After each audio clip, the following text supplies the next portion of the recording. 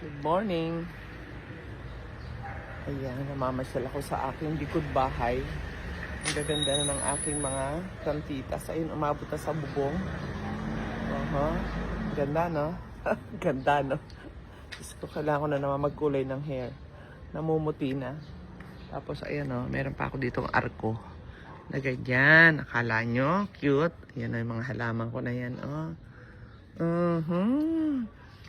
Tsaka ito. Ganda, oh. My favorite. Yan. Ito ang aking likod ng bahay. Ayun si Joe. Nagtatanim-tanim siya. Yan. Tuntua ako dito eh. Tuntua ako dito eh. Yan. Kapal na. Si. Ito. Neon photos. Neon photos. Yan, makyat na sa aking puno. Yan ang itsura ng ating garden. Ayun na. May arko pa ako dyan. Ganda. Pupunta sa likod yan. Lang, di ba? Kakaaliw ang aking. Mahilig ako sa plantitas talaga. Yan. Good morning.